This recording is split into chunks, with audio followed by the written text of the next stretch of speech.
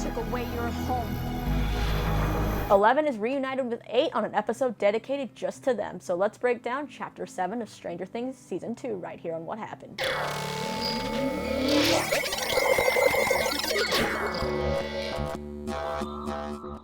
How's it going, everybody? Welcome back to another episode of my recap show.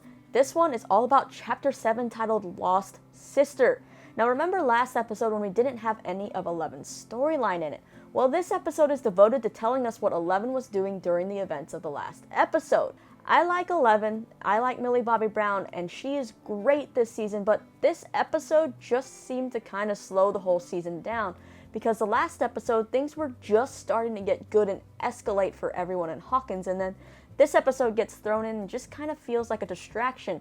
Like, I almost kind of forget what happened with the rest of the storylines. This feels like its own, like, spin-off in a sense. And I feel like it just could have maybe been cut down and meshed with other storylines, but you know what? My opinion doesn't matter on this subject, so let's just dive into this episode. We pick up after 11 has talked to Mama and seen all the flashback images. She focuses on one of the rainbow room where she saw the other girl, and she tells Aunt Becky she thinks Mama wants her to find that girl. Becky leads 11 to a filing cabinet and a file of missing children that Mama collected while she was looking for 11. She finds a clipping about a missing girl from London that matches the girl in the rainbow room. 11 heads back to the living room and tries her blindfold trick again, but can't locate 8. As she's in bed, she's finally able to see a girl sitting around a burn barrel. Just as 11 goes to tell Becky the good news, she overhears Becky on the phone saying she didn't know who else to call, and at first thought, it's like, oh crap, I kind of gave you the benefit of the doubt here, Aunt Becky. You best not be calling the lab. Thankfully, she's not. She's calling the police station trying to get a hold of Hopper because he left his card when he and Joyce came searching for 11 a year ago. 11 gets scared though and ends up stealing from Becky's wallet and buys herself a bus ticket to Chicago. Watch it, kid. Mouth breather. 11 eventually finds the warehouse door that she saw in her vision, and we see the group of robbers from the first episode who are honestly some of the most annoying characters I've ever met on the show. There's Axel, the dude with the mohawk, Dottie, Mick, and Funshine.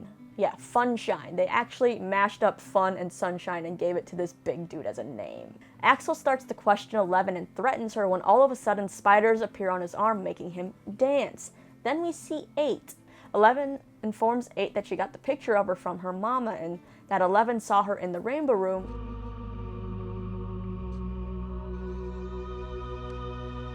Sister. The two talk about Mama and Hopper, and then 8 shares what her powers are.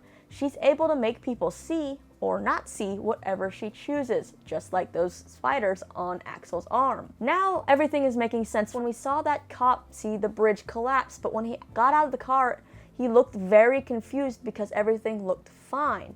Now if you notice, I wear really thick glasses, so I'm pretty blind, and yeah, I didn't catch that the first episode. 8 shares what 11 can do now with the rest of the group, and she says that she wants to do another job tomorrow, so is it another robbery? Meanwhile, 11 is able to see and hear the message Hopper left for her, apologizing. When 11 goes downstairs to properly meet the rest of the gang, 8 explains how she saved them. Something I found interesting here that I probably am reading way too much into is that Funshine says that they were all dead before, and then 8 saved them. Obviously figurative, right? Well, before 11 arrived at the warehouse, there was a homeless guy in the alley just yelling, "They're all dead," over and over. They're dead. They're all dead. They're all dead. We were dead.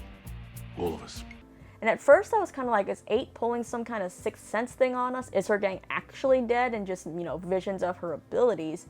But then I was like, ghosts can't drive cars, right? So does this dead talk mean anything?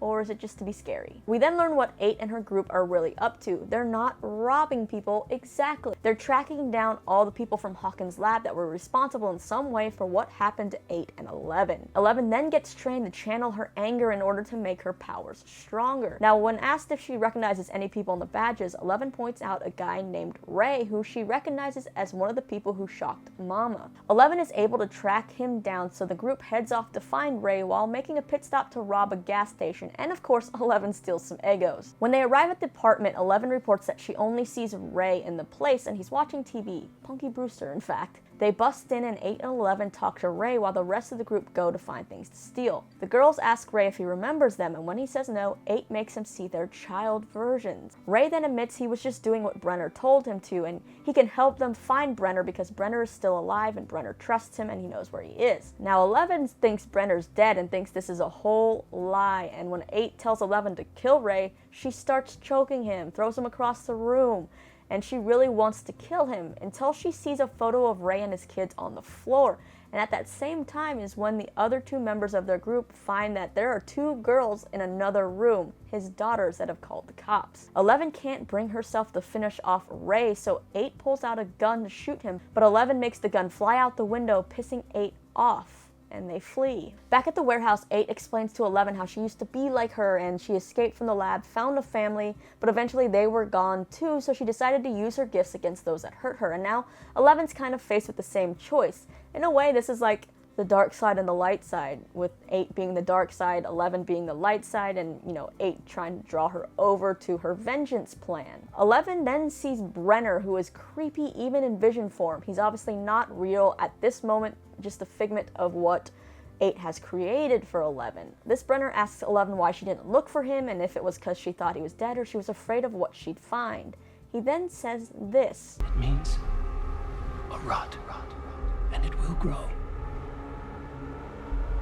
Spread. Get out of my head.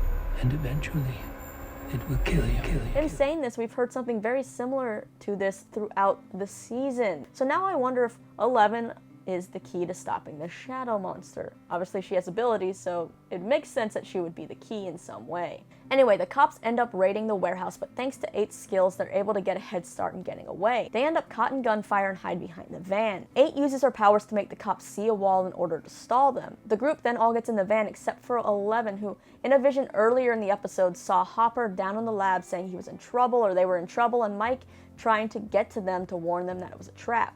She decides she doesn't want to heal her wounds together with 8 and says she has to go back to save her friends, and she hops on a bus back to Hawkins while 8's van drives off. Now you know what time it is. It's time to hit me up down in the comments below and let me know how you felt about this 11-centric episode. Were you happy with it, or do you feel like me that it slowed things down a little? Did you catch any other clues maybe in this episode that are part of a bigger mystery we're trying to solve this season? Let me know, and I am going to go watch episode 8, and I will see you guys back here afterwards. Peace out.